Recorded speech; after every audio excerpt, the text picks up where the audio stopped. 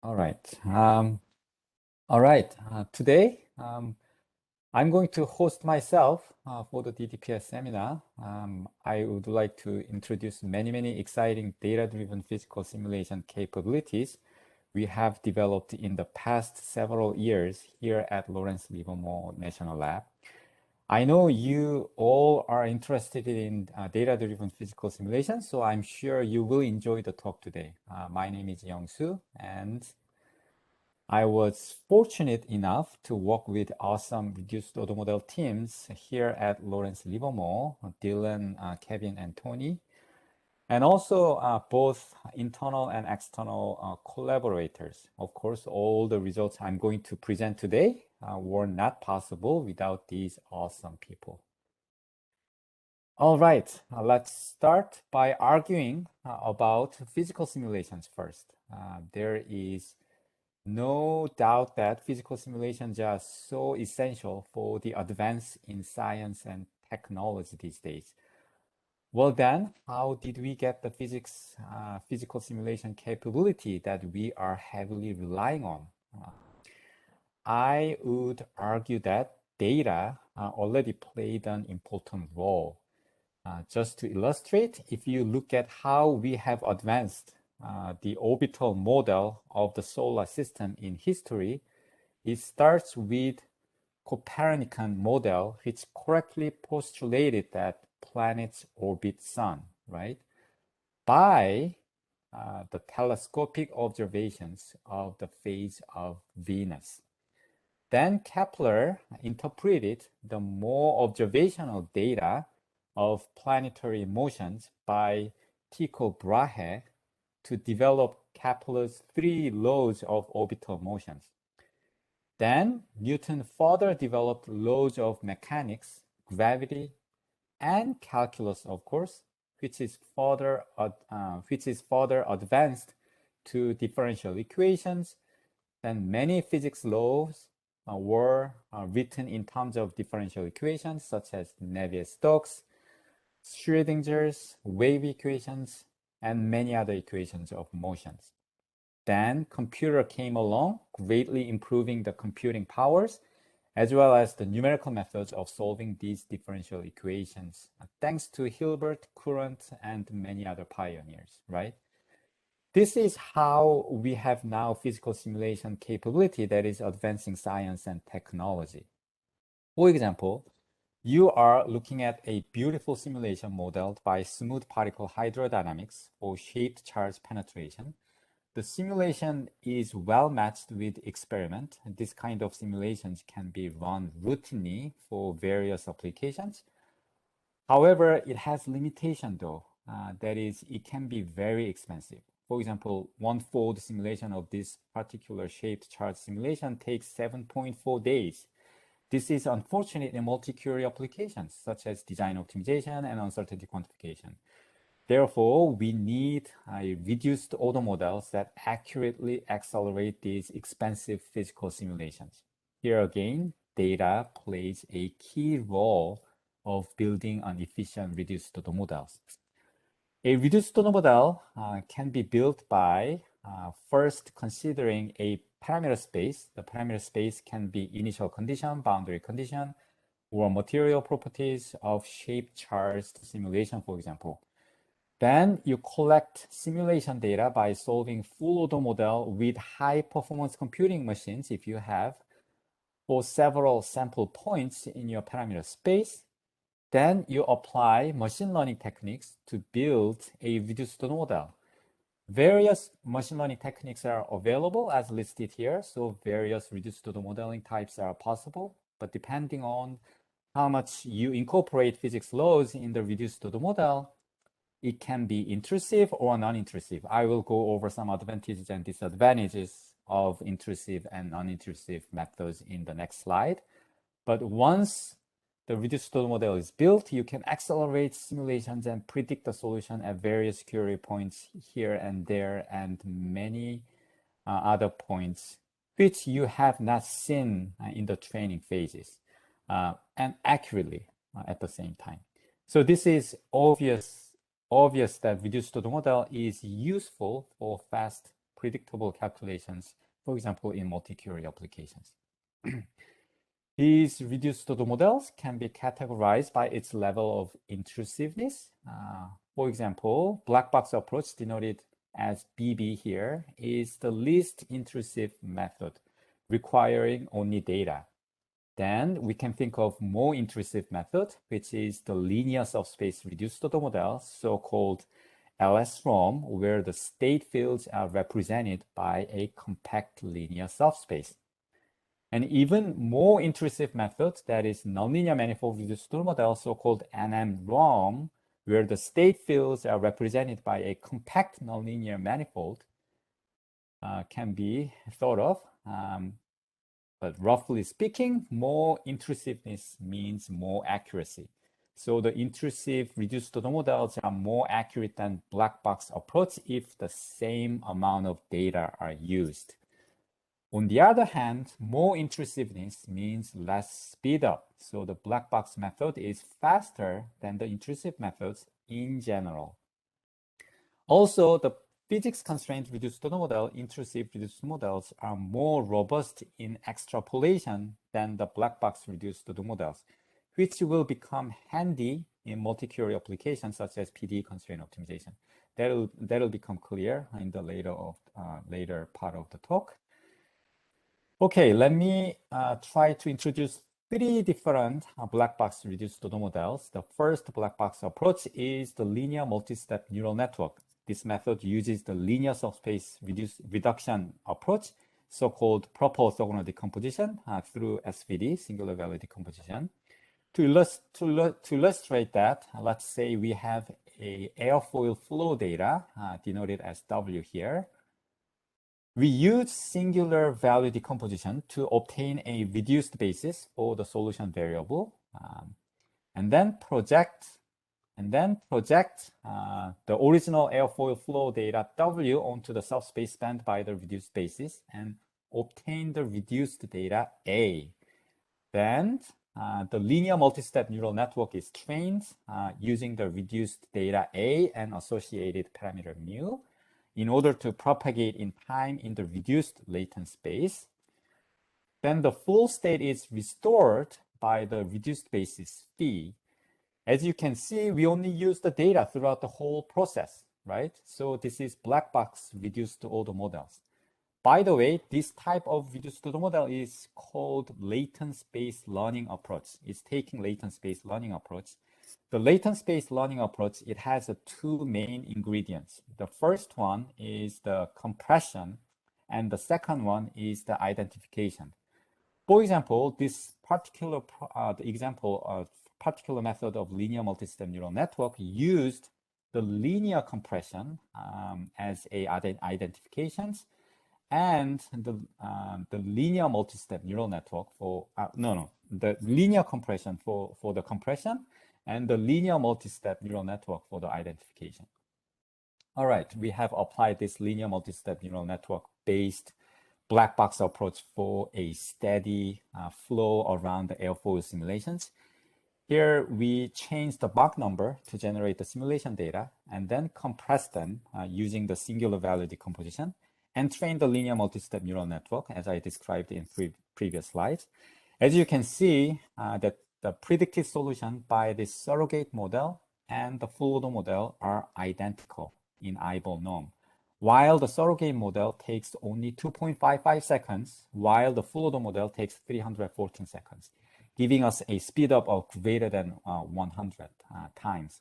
Quantitatively, the relative error between those two solutions is less than 1% everywhere. Pretty good, right?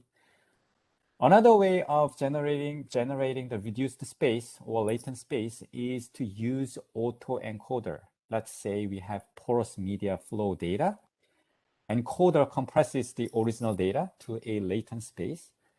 Then the decoder decompresses the latent space data back to the full state. The encoder and decoder are some sort of neural networks.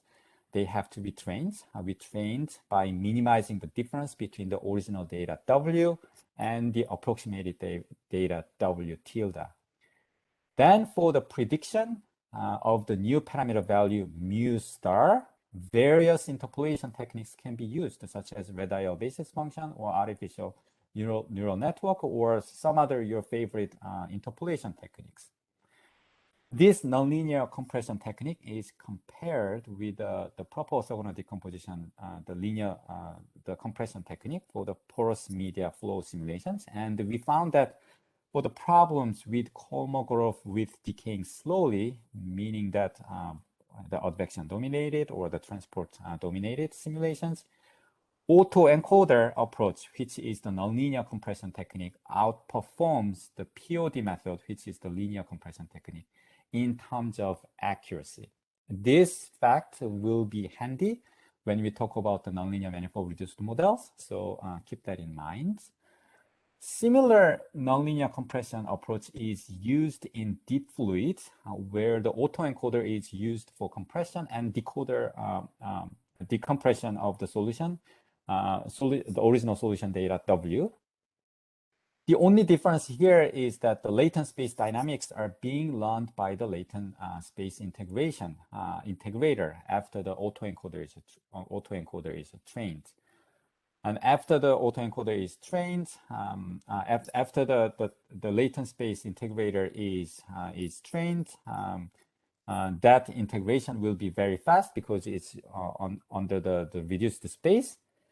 Then with the predicted latent space solutions from the latent space, we restore or reconstruct the full state by applying the trained decoder. Okay, Alex asked for a better picture of the computational cost. Shouldn't be the time spent to create high fidelity results via forms be factored in? Also, how general is a learned model?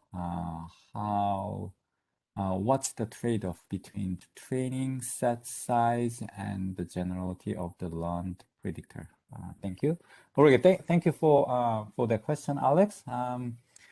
Yes, I mean, well, yeah, to be fair, it has to be factored in, but the reduced model or the surrogate models, the usage of those models in general is in the multi-query applications. So for example, there is a offline phase and online phase. Offline phase, we train the reduced, we collect the simulation data and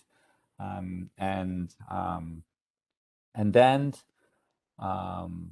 we collect the simulation data and for some training points, and the goal in the multi-query applications, we try to accelerate given a surrogate model or reduced model and accurately predict the solutions in online phase. So a lot of times, if it is reasonable, the training offline phase is reasonable, it's plausible, then we are willing to sacrifice those expensive offline phase. However, as I'm going to talk about later, if you have high dimensional parameter space, then you need to sample exponentially many the sampling points there. It means exponentially many of the full order model simulations. In that case, it's impossible to even conduct the offline phase in training phase. So that's the problem. But that issue I'm going to touch upon later on. Okay. Yeah. I think that answered the question, but if not, we can discuss more in Q&A sessions. All right.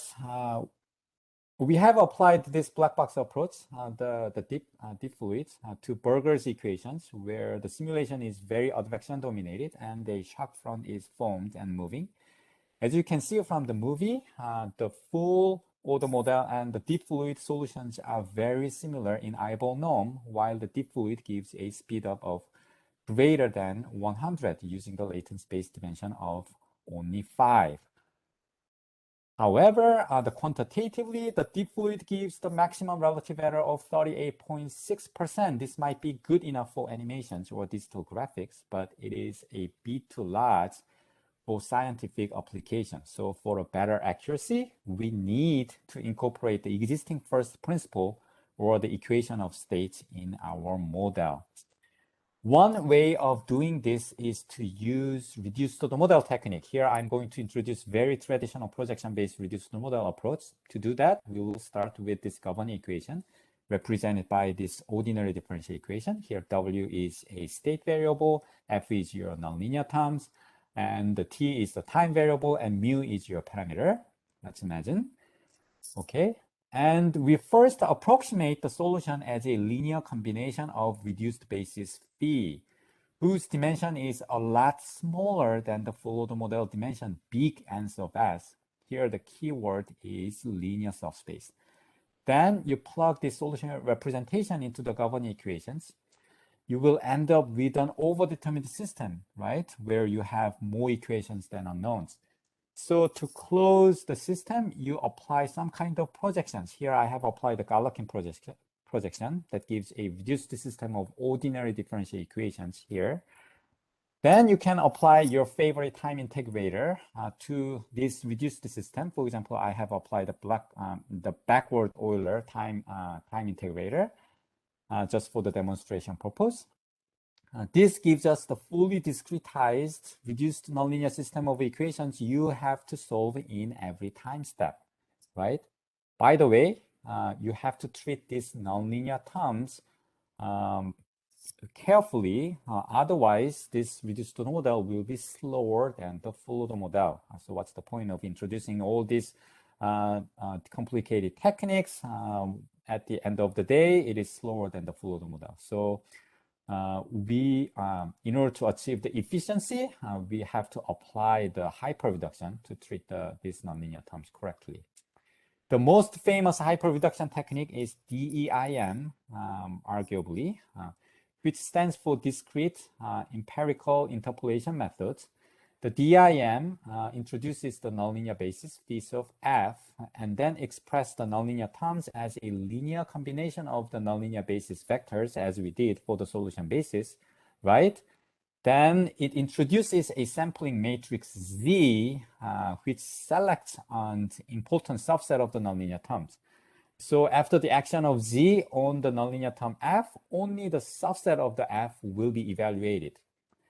Now the sampling indices of the matrix Z can be obtained through the various algorithms, which I'm not going to go into details, but the DEIM and QDEIMs are the variants and popular ones. Then the generalized coordinates for the nonlinear term F of hat can be obtained by solving the interpolation problem. Then you plug this expression into the reduced system of equations wherever the nonlinear term shows up. Then you will end up with these crazy looking equations, but if you look at them close enough, most of the terms can be pre-computed, and these nonlinear terms can be efficiently computed thanks to the sampling matrix Z in front of the nonlinear term F. This is how we achieve the efficiency through the reduced order model and hyperreduction. There are many variants of DIM. For example, GNAT, NST-GNAT, and SNS. But the main machinery of the hyperreduction follows this paradigm that I have just introduced here. All right, this traditional, the linear subspace reduced to the model can be used to accurately accelerate various physical simulations, achieving a speed up of 10 to 1000 with a relative error less than 1% or 5%, for example. But Anders asked, is Euler backward really your favorite method?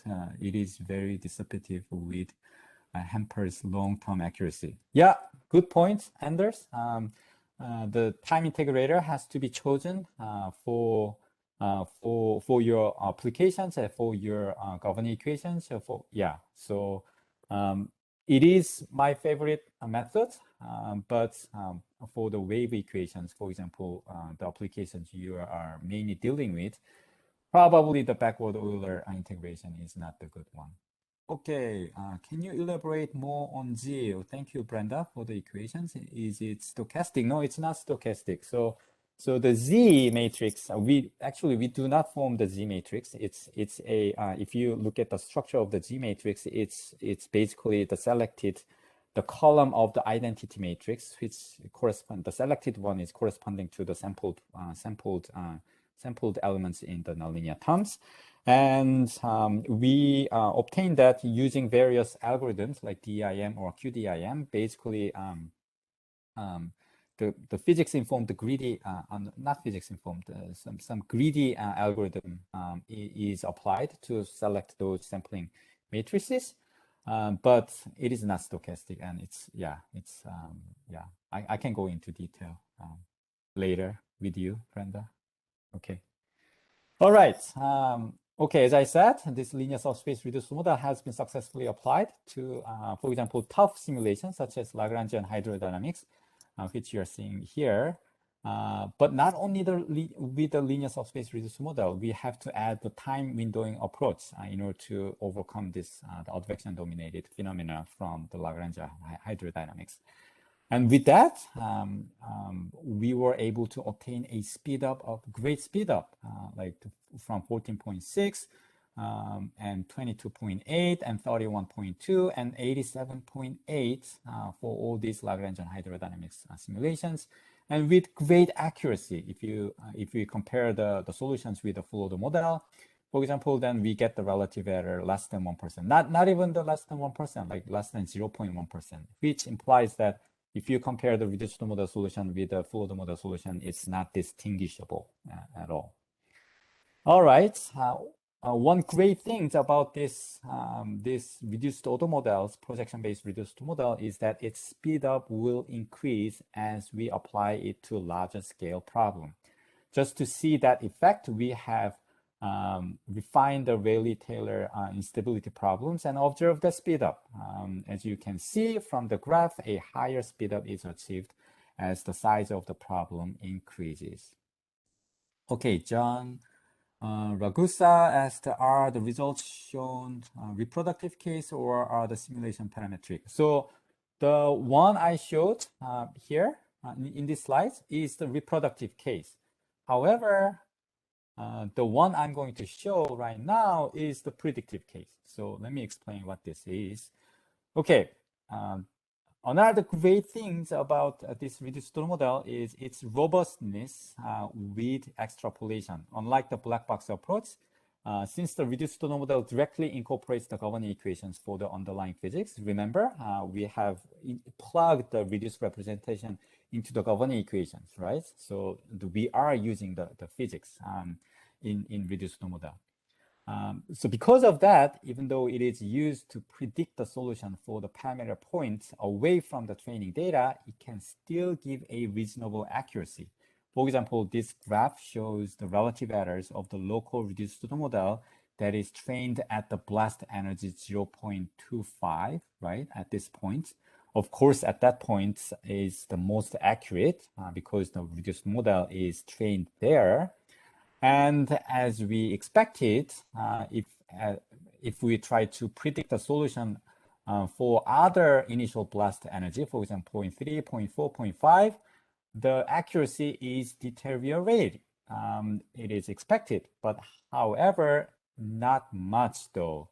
As you can see from around 0.4 to 0.4, these regions, this local reduced model is still can observe the relative error less than 1%, even the worst error being less than 1%. So it means that, the reduced order model, the projection reduced order model, physics constrained reduced order model is more robust than the purely data-driven method. And purely data-driven method cannot achieve this kind of extrapolation accuracy because they do not incorporate the physics law. This is kind of the real benefit of using the physics constraint model. All right, this has a great implications. For example, in gradient-based optimization, let's say you do not have sensitivity implementation. As you may know, the implementation of the sensitivity can be quite complicated. In this case, you can approximate the gradient using the finite difference, as I have written here. In the finite difference evaluations, you can evaluate this function evaluations, the perturbed function evaluation using the extrapolation capability of the local reduced model, right? Using that, you can compute this quantity pretty accurately and pretty fast, and so that you can compute the finite difference schemes using the local reduced models pretty well, and you can use the gradient-based optimization solver, for example. All right, another implication is that you can easily add more local reduced models to cover the broader parameter domain, right? Each local reduced model has a trust region for this one from 0.1 to 4. In order to broaden the parameter space, you can build another local reduced model around 6.6 so that overall the relative error is less than 1% or some target accuracy you would like to achieve. But here there is the question you have to ask. How do we going to obtain those sampling points, the location of where the local reduced model has to be built, right? And that can be achieved by this physics constraints, physics informed, the greedy algorithms. Somehow this one is not playing. All right, great. All right, so the greedy algorithm tries to find the suboptimal, if not optimal, set of local reduced models whose overall accuracy is less than some desirable accuracy level, say, for example, 3%. As a demonstration, we set our parameter space to be blast energy, changing from 0.075 to 1.25, just to show how different dynamics are for those endpoints like 0.075 and 1.25. The movie on the right shows the seed of movie on the left here. It shows the seed of blast dynamics with the initial blast energy of 0.075. And the one on the right shows the dynamics with the initial blast energy of 1.25. For example, this dynamics does not, the shock wave is formed, but it does not hit the boundary, while this dynamics shows the shock wave is propagating and hit the boundary and reflected, and it's interact with the incoming waves and etc. Complicated, right? All right, so to illustrate the greedy algorithm starts by setting a desirable accuracy level. As I said, let's say 3% relative error everywhere.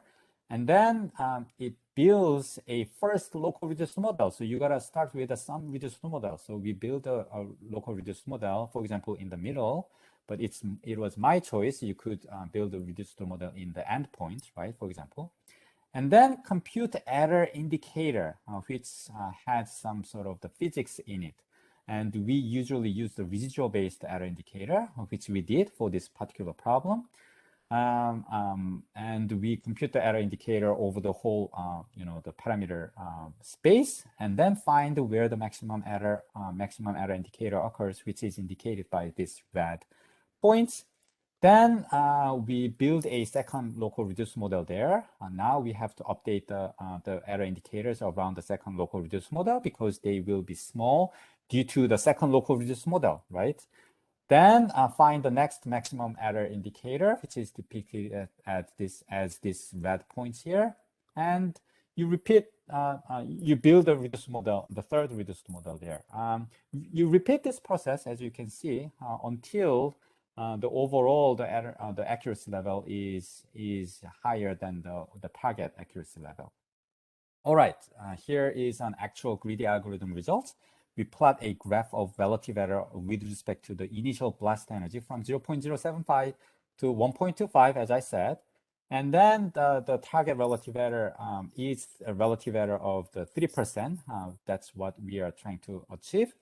And using the greedy algorithm that I just described, it spits out the 15 local reduced models depicted as these blue dots here.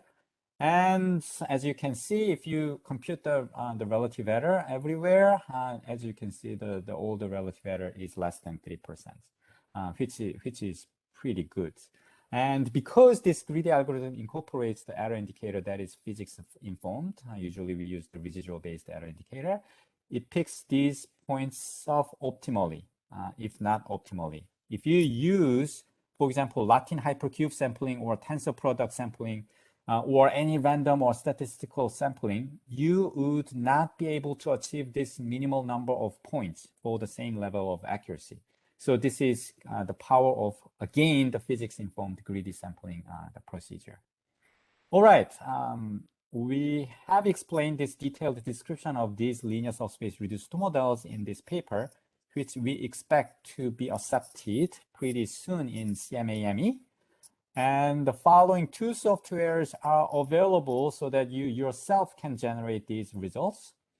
Also, as a matter of fact, we have recently launched the webpage of the libROM, one of the library, the software for the reduced total models, where you can find many useful tools regarding physics constraint reduced total models for various physical simulations.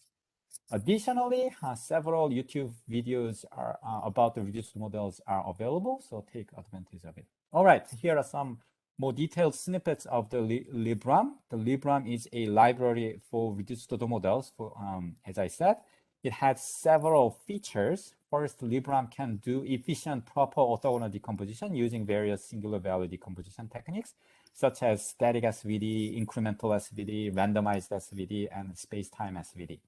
Especially this incremental SVD, which can be also combined with the spacetime SVD, is very attractive if you deal with a large-scale simulation data. And the libROM also has a dynamic mode decomposition capability. And if you click example tabs in the web page, for example, then you will be able to find several examples for which the dynamic mode decomposition is applied, such as advection problem, and the Euler equations, and the heat conductions, and the nonlinear elasticities, and so on. And the projection-based reduced model examples can be found in libROM webpage also, such as Poisson problem, nonlinear diffusion problem, and the several Lagrangian hydrodynamics problems, which I have presented in previous slides.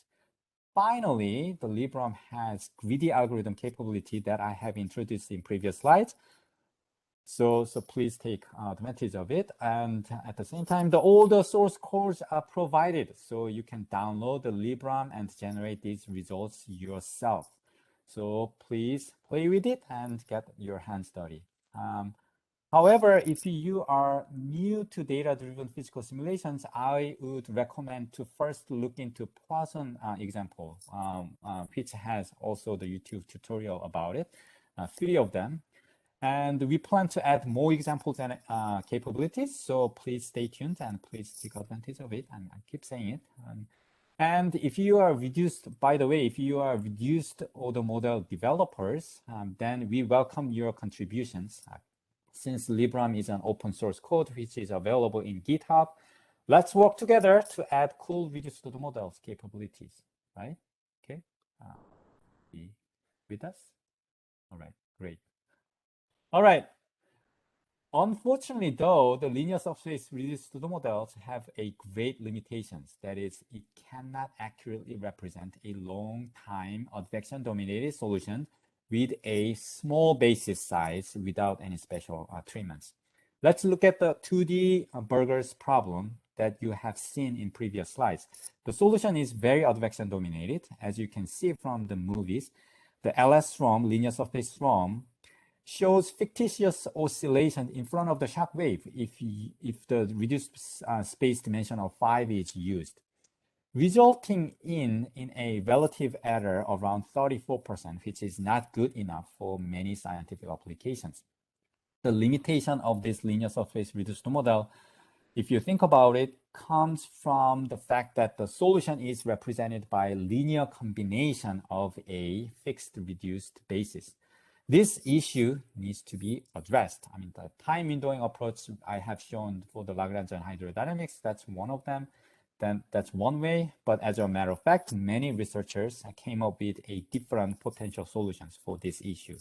For example, the shifted POD by Rowley and Reis, and the registration-based model by Tommaso Tadai in INMIA, and Radon, the transformed-based reduced models, and reduced deep network by Donsop Lee, and implicit feature tracking-based method by Metjar, and the time windowing reduced models, our own, the Lagrangian hydrodynamics by Dylan Copeland. And these methods are indeed promising and needs more research effort. But for the best of my knowledge, these 4 methods are still under development to be extended to fully 3D problems.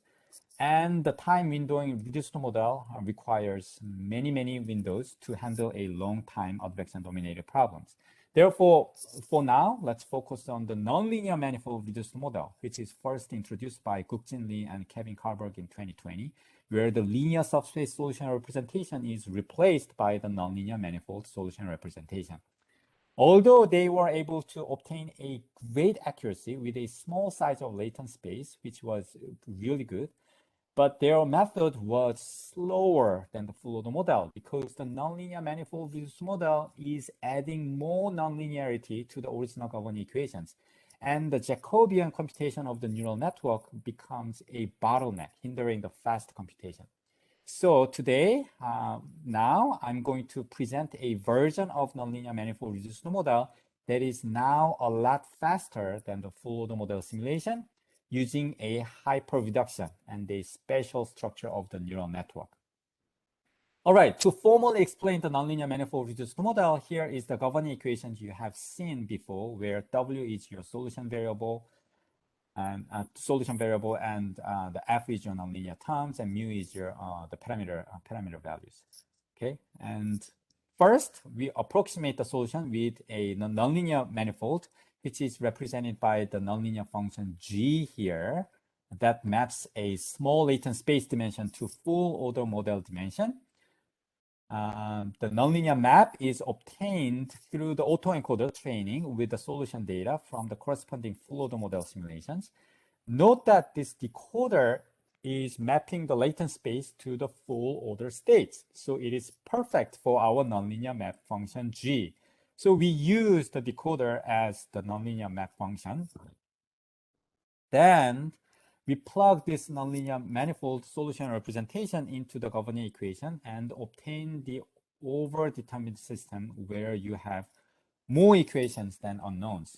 Here, you must be careful with the nonlinear terms. As I emphasized before, we need to sample and compute only a subset of the nonlinear terms through hyper-reductions. Okay.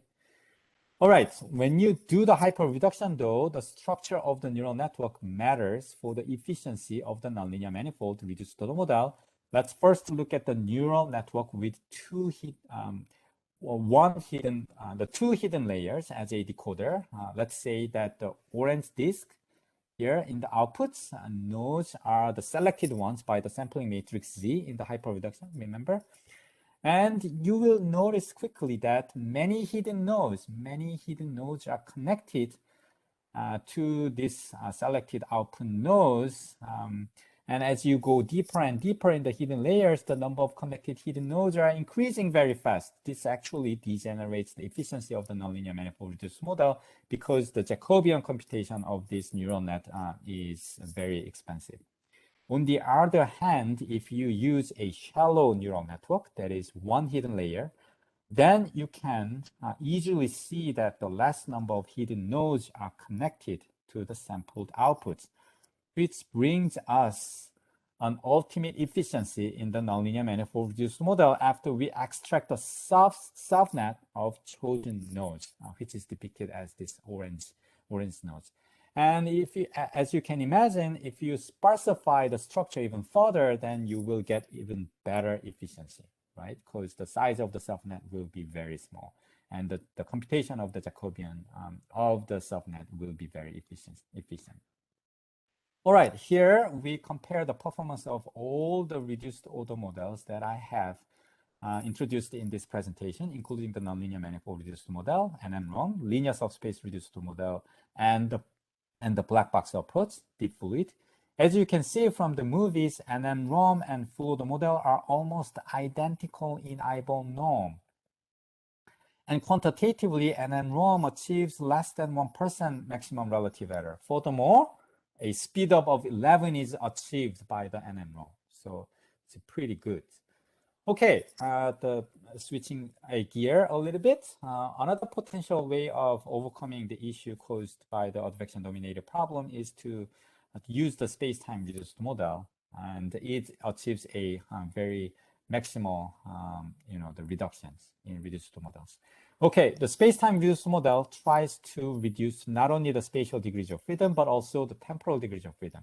It does that by introducing both space and time reduced bases. They are combined through the canonical product to represent the whole space and time solution space.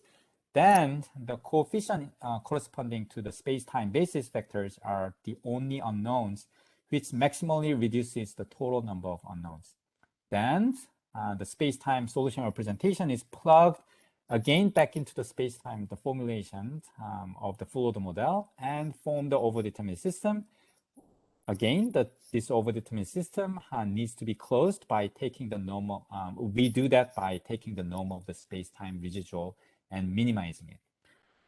Again, here we have to be careful with the nonlinear residual terms. In order to get the efficiency, we need to apply the hyperreduction.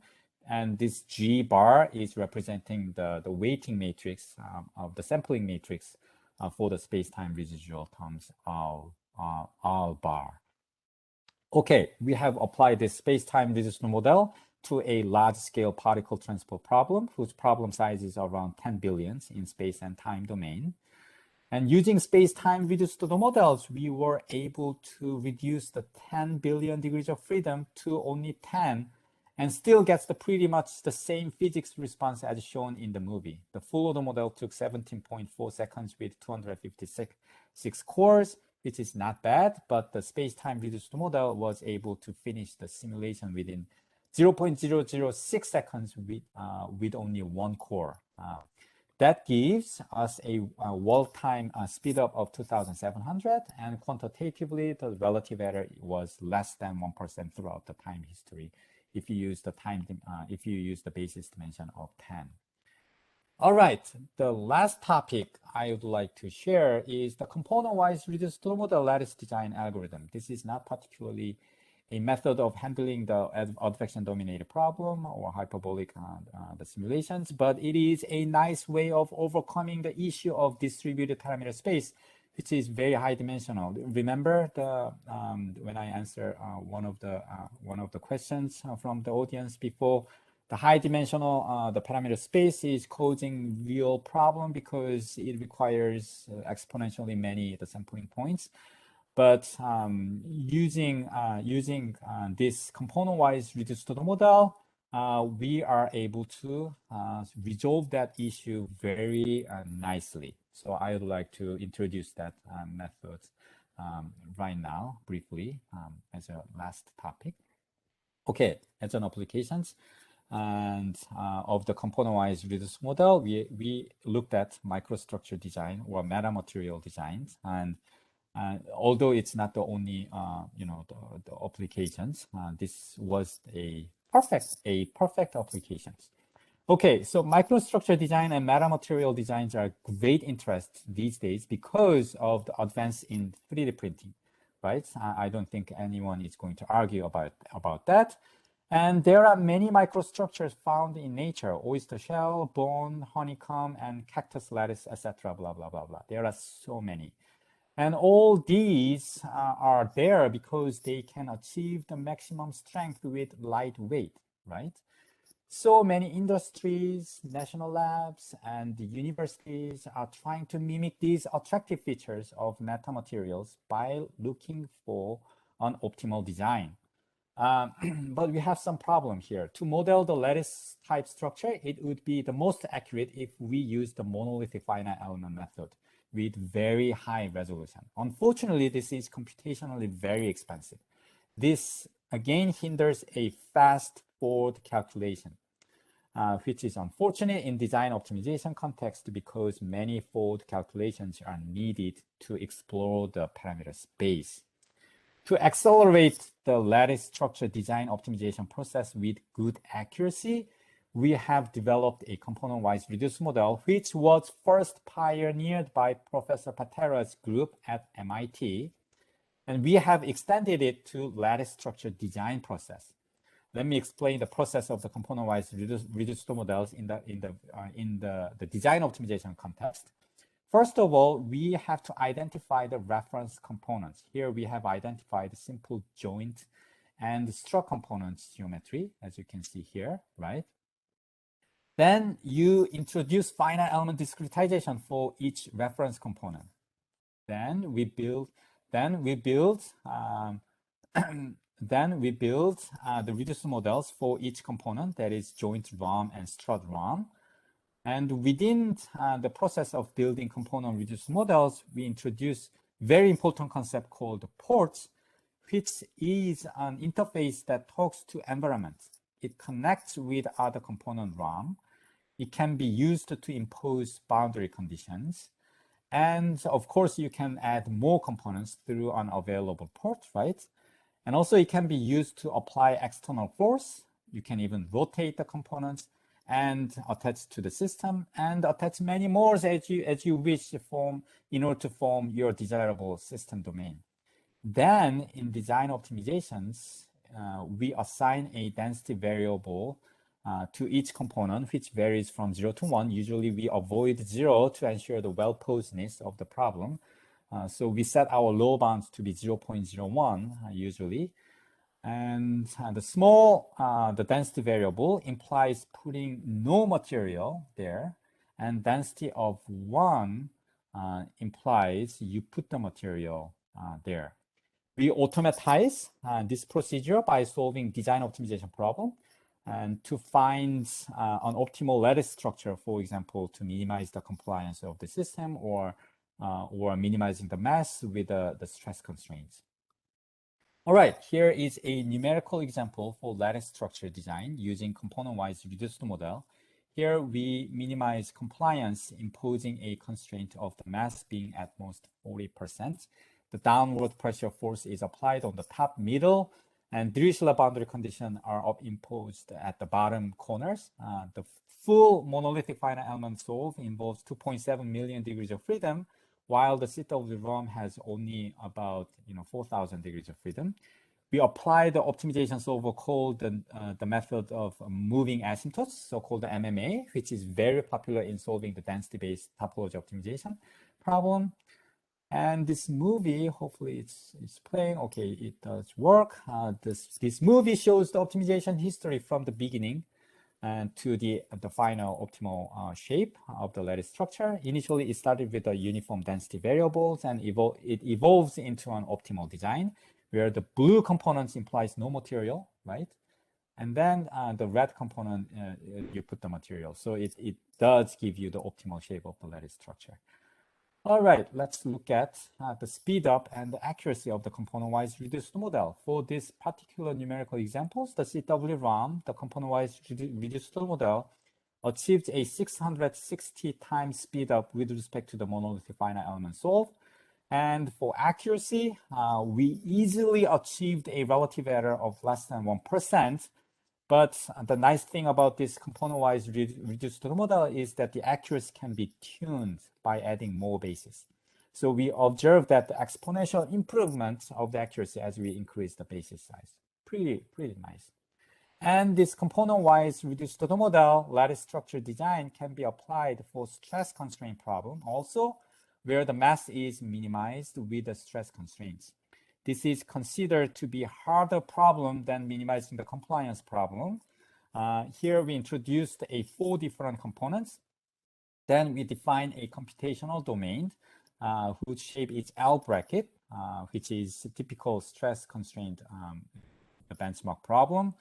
Then we assemble and fill the computational domain with 4 component ROMs, as you can see right here. And then throughout the optimization process, delete unnecessary components to find out the optimal L bracket lattice structure. Here, all the blue components are eliminated throughout the optimization process. And then here is the zoomed in picture of the components in the optimal design with very detailed stress contour plots, which you cannot get with other types of lattice structure design methods, such as homogenization or beam-based methods. Finally, we can post-process the design to get rid of all the hanging nodes, hanging structure. Then we get this smooth and nice lattice design for L bracket. Okay, we have also solved the stress constraint problem for 2D bridge lattice structure design with component-wise reduced models. A paper about stress constraint component-wise reduced model is coming soon, so please stay tuned. All right, let me conclude the talk with some summary. I hope I have introduced many interesting reduced order model techniques, data-driven and physics constraint approaches. The examples I have shown you include black box approach, deep fluid on 2D Burger's equations, and the linear subspace reduced models applied to various Lagrangian hydrodynamics, including seed of blast and Rayleigh-Taylor instability, etc. However, the linear subspace reduced model was not able to achieve a good accuracy for long-time advection-dominated simulations with small reduced space dimensions without special treatments, such as the time windowing approach. Therefore, we introduced a nonlinear manifold reduced model that finally achieves a speedup with a great accuracy for advection-dominated simulations with small latent space dimension. Then the space-time reduced order model that achieves a 2700 speed up with a relative error less than 1% for particle transport problem. And the component-wise reduced order model for lattice structure design that accurately accelerates the optimization process considerably. Finally, I have introduced the web page for the libROM, where you will find many useful tools to build data-driven physical simulation models.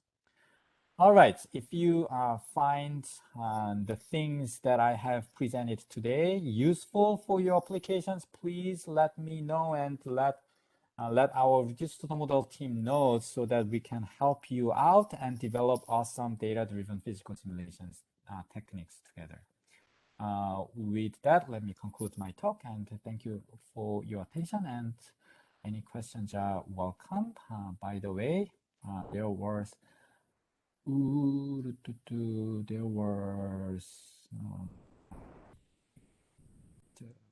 okay, let me go back to the chat room and I answered the John Ragusa's the questions. Xiao asked that I think sometimes it is super expensive to generate a reduced order model for the prediction of every grid points of the computational domain. However, if we focus on some handful small size specific quantities of interest or a small domain of computational domain, then the time spent on generating the training data for building ROM can be achievable, especially when it is not computationally tractable for generating even just a few data points. I think it might be a good idea to relate the training to the goal we need to target and reduce the model complexity based on the high fidelity model and the goal in mind. So the offline time that I think will depend on the goal in the mind. Yes, for example, yeah. So definitely very valid and good points, Xiao.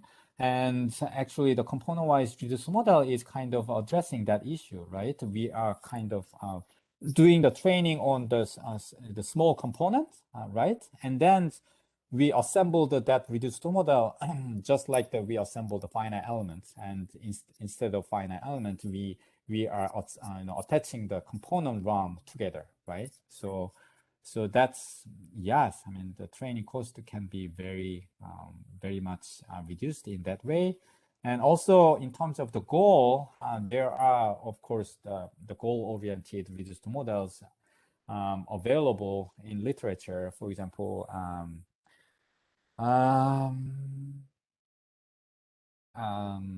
Masa, a friend of mine from Canada, the Toronto University of Toronto, he does a lot of work on goal-oriented reduced models. And not only Masa, many other the researchers in reduced model community, they do build goal-oriented reduced models. So yes, it's definitely a way to investigate. Okay, the next question is by Peter. And okay, scaling of speed up with problem size. Is this because the ROM doesn't grow as fast as the original problem, or because the ROM implementation scales better computationally than the original simulation? Yes, exactly, right. As we increase the problem size, whether because of the complicatedness or because of the based on the convergence study, this is the required refinements, the resolutions you have to maintain. It's the speed up of the reduced model all boils down to how much it can compress the solution space into the reduced space, and the speed up, more speed up is going to be achieved as you can achieve more compressions in your reduced spaces. So it's not so much about the it's not so much about the size of the high fidelity models. It's about the compressibility, where the speed up of the reduced model and also the accuracy of the reduced model and depends on. So a lot of times, the parabolic or the equations has very small the intrinsic the spatial dimensions, which can represent the whole the high fidelity solutions with a small basis size. That's exactly why the reduced model was able to obtain a higher the speed up as you increase the problem size, as long as that the problem has the small the Kolmogorov width, right? I mean the Kolmogorov width. As long as the Kolmogorov width is decaying fast, then the reduced model can obtain the higher accuracy and high accuracy and with a higher with a speed up. Okay, next question is by Brenda. Do we use the nonlinearity of F to inform the dimensionality of hat W? Is there a systematic way to determine the dimensionality?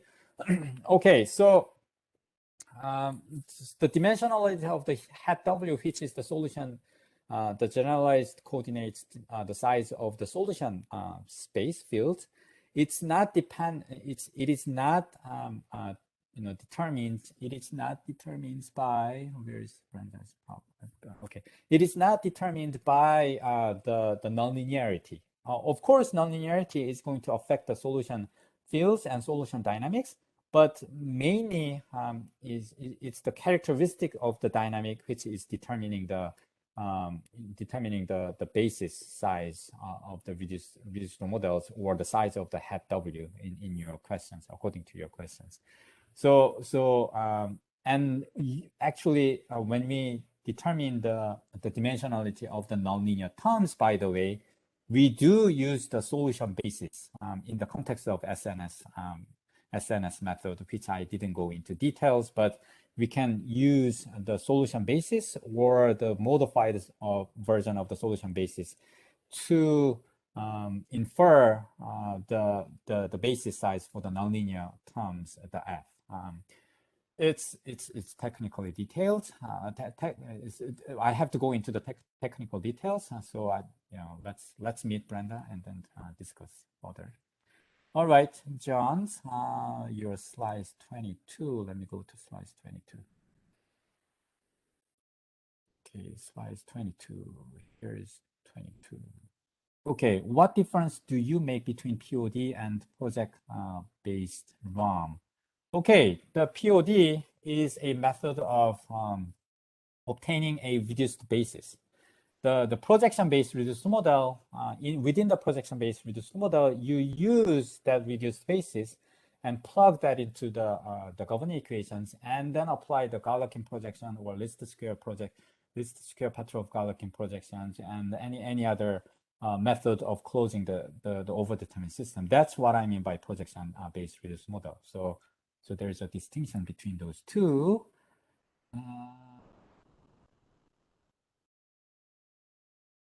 Yes, I mean, yes, the reduced basis can be obtained from not only from the POD modes, but also many other ways. You can get the POD modes. Balanced truncation method is one of them, and yeah, there are many other ways of obtaining the projection-based the reduced basis in the projection-based reduced model. The POD is not the only one, right? Okay, Carolina, are the connections assumed to have the same material properties, stiffness as the struts, or are they different? So I think you are talking about the lattice structure, the component-wise reduced models, right? Yes, I mean the stiffness or Young's modulus or or the Poisson's ratio, we have used the different types of, I mean, we have used the identical material properties for each component. However, those material properties can be parameterized, right? And we can train the reduced model, each component reduced model, by varying the those material properties, stiffness, etc. Then each component ROM is going to be able to handle those variations of the material properties while when you are using those component-wise reduced model in the context of design optimization. So it is very possible, and it's actually straightforward to do so. So if you are interested in more about that, please let me know, Carolina. All right, J-up asked in CW-ROM optimization example, how is the sensitivity information computed by numerical finite difference or analytical adjoint method? So very good questions. The compliance, the minimization problem, it worked out mathematically really nicely. So we only need four the solutions, and using that right-hand side, the external force, and that coincidentally matches with the adjoint method formulation. So we don't need to solve separate adjoint the method adjoint problem to compute the sensitivity. However, for the stress constraint problem, we do have to go over the adjoint method because it has a different right-hand size, because the quantity of interest has been changed. So we did implemented the adjoint method for CW-ROM, and we did not use the finite difference for the sensitivity computation. Okay, Peter, he asked, what can ROM tell us about the original physics? Can you point back to the important, unimportant physics dominating the solutions? Ignoring correction X in the original model will be faster without sacrificing significant accuracy. Okay, so so you want to go back to the slide where I talked about the advantage and disadvantage of using the physics constraint or not. So so important things about physics constraints is that, as I illustrated, physics constraint data-driven method, as I illustrated before, it is more robust in extrapolations, right? So I have demonstrated that in the with the pseudoblast the problem using the local reduced model, we perturbed the parameter space, so we were able to still get the pretty good accuracy.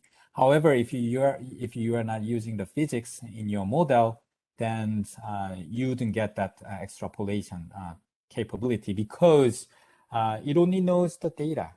It didn't incorporate the physics laws, and so when you extrapolate, the data-driven method has no idea where to go. But the physics constraint, the method, they know they are guided by the physics law. So in that sense, the physics constraint, the data-driven method is more beneficial.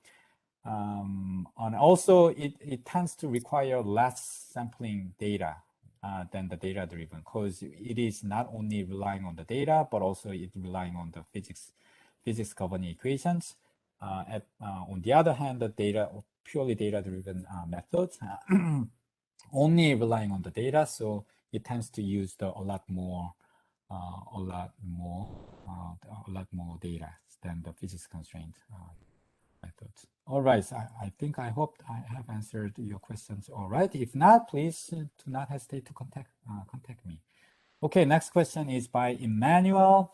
Very nice work. I could expect it to be difficult to reproduce a highly nonlinear system in a reduced space. It seems you are able to reproduce the most important features of the flow. This is great. I wonder if you can make sense of what are the important components and why. For example, I would be interested to see the performance of your approach to fluids that have Lagrangian coherent structure. This could be an interact way to detect LCS. Great, yeah. Well, Emmanuel, do you wanna collaborate on this? We will be happy to do so. So please, let's be on contact. Let's communicate on that. All right, Carolina, thank you. Shalom, support. Okay, Jae-hyop. Thank you for your answer for the sensitivity analysis in CW-ROM. Following up your answer, I'm wondering if the adjoint sensitivity is performed in the level of reduced space as well, or full order space. Yeah, of course, in the reduced space, and not only the reduced space, but component reduced space. So we worked out the sensitivity within the. Oh well, yes. Let me take back. Yes, the sensitivity adjoint method has to be on the assembled the system, but those assembled system consists of the reduced components, right? So the size of the adjoint system, the equations is smaller, a lot smaller than using the monolithic finite element method. So that's why it is efficient, a lot more efficient than using the monolithic finite element method. All right, so I do think that I have. I do think that I have answered all the questions from Q&A from the chat room. If you have any questions, you can unmute yourself and ask directly. Okay, Masa, nice talk. A very broad range of methods and application. I enjoyed very much. Okay, thank you. Oh, Masa, you just messaged me internally. Okay, thank you. Thank you, Masa. All right. If there's no questions, let's end here. Thank you so much for attending the DDPS seminar. It was, without you guys' support, we cannot do this alone. Thank you so much. So please keep supporting us by attending and so on. And also, please recommend any speakers you would like to hear the presentation of. Then we can do our best to invite those speakers also. All right. Thank you so much. Have a nice rest of the day, and we'll see you next time. Okay. Bye-bye, everyone. Let me stop recording.